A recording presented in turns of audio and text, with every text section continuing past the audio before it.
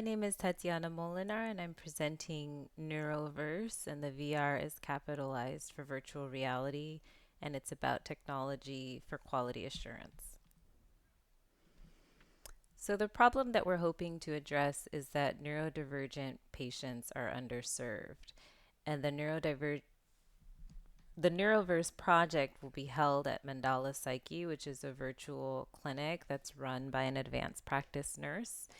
And it centers the importance of addressing the population, which includes autism spectrum disorder, anxiety, attention deficit and hyperactivity disorder, and PTSD. The current state of psychiatric care for neurodivergent individuals is limited, especially in regards to distance medicine or virtual medicine. And virtual reality was chosen as the primary modality because of the evidence based benefits of visual spatial learning, specifically for autism spectrum and ADHD patients. So the project involves two components. And so one is an in office virtual reality therapy, and then the second option is a home therapy option. The primary therapeutic goals are sensory desensitization and stress management, and the program emphasizes inclusivity, accessibility, and effectiveness. The long term goals of the program are to improve patient outcomes and for the study to be replicable. Technology is central to the project. So, not only is it the hardware that's required to run the software, but there also is a really important component of how we will integrate the data that's gathered into the electronic health record for analysis and for quality improvement. VR provides multisensory cue representation, which is what makes it such an effective treatment modality for this population. So back to the hardware, the type of VR systems are a wearable, a headset, projection systems, which is one that involves an entire room and there being light based projections on the walls, and also desktop systems, which are also cumbersome and require a lot more equipment. This program will focus on the wearable headsets. And so for in office sessions, the Oculus virtual reality setup will be used. And then for in home patients, the cardboard VR platform is used where the patient is able to insert their own smartphone into the cardboard headset device, which is pictured, which will be provided by the clinic. And they're able to have an immersive experience using a very low tech headset and their own personal device, which will run the software that's prescribed to each specific patient.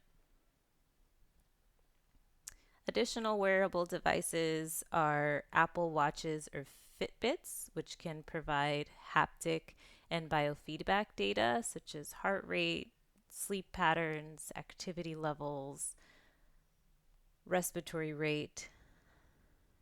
And the benefits are that continuous monitoring can allow for real time feedback. And so we can, in real time, track our patient's progress or immediately notice that a patient is under stress and adjust their interaction with the program or chart changes in data or changes in response from one session to another.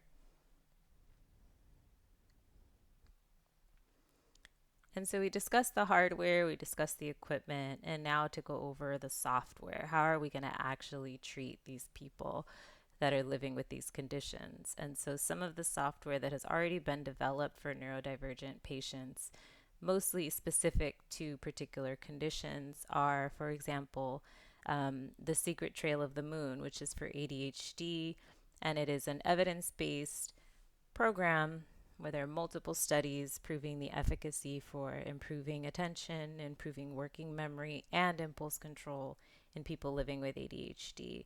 Also, for patients with anxiety disorders, there's Brave Mind, which was developed for veterans who were suffering with PTSD and social anxiety re-entering into society, there has been huge amounts of funding to prove the efficacy of BraveMind, where folks get to practice through exposure therapy some of the treatments that other people, other populations suffer with as well.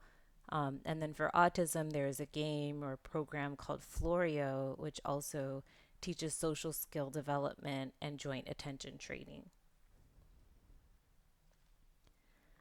So, data collection and analysis. So, the key component to running all of this software and playing these games with our patient is making sure that we can accurately record the data, making sure that the information from our treatment, from their response, whether it's their heart rate or their skills gained, make sure that all of the data is collected into the EHR accurately for proper analysis later on. It's very important that the data collection is accurate because that's going to inform our research. It's going to inform how we proceed with our patients. And that's how we can decide if this treatment is effective or not. Also, once we have the data, once it's collected, it could be extrapolated into charts. There could be all sorts of visualization tools. We can organize the data in ways that can make it easier to make effective clinical decisions. And also for longitudinal tracking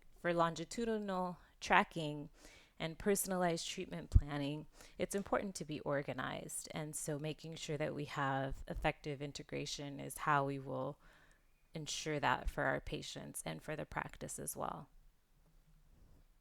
So opportunities for APRNs, for role expansion, etc.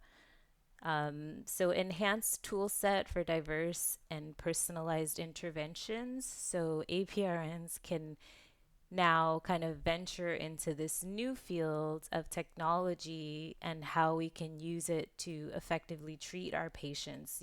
Nurse practitioners can be leaders in this emerging field. We can also continue to develop data-driven practices by participating in this sort of work where we experiment or introduce this evidence-based practice into our facilities so that our patients can benefit and kind of lead the way, be drivers for change in our facilities. Also, nurse practitioners can obtain specializations in tech therapy for neurodivergent populations and other patient populations. We can increase interdisciplinary collaboration and leadership opportunities. And also, there's a huge potential to lead research projects and influence clinical guidelines.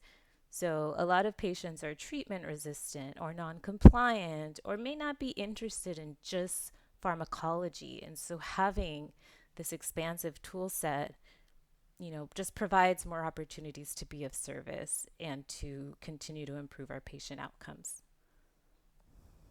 So, for conclusion and future directions, the potential of virtual reality to transform mental health care is huge. The expansion of virtual reality therapy into other mental health conditions is very possible. I think the more that we can prove its efficacy in the populations where there is already strong research, then I think there will be more incentive, more investment into exploring other options, other avenues, other conditions. Like I'm imagining, insomnia or even medical conditions, high blood pressure, things that we could effectively treat using virtual reality, using biofeedback, as there is some data supporting the benefits.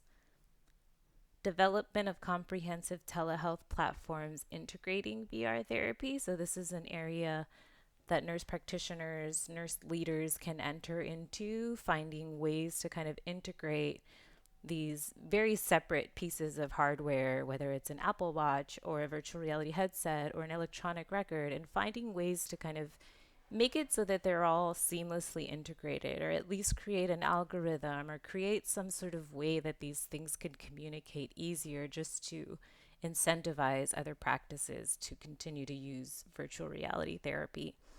Um, Leaders can create training programs for mental health professionals, so that there's a standardized, kind of organized way that people can enter into this sort of treatment if they're interested. I feel like it's a great mission because it's ultimately using very low cost technology that's already evidence based to immediately impact those who are underserved. Thank you.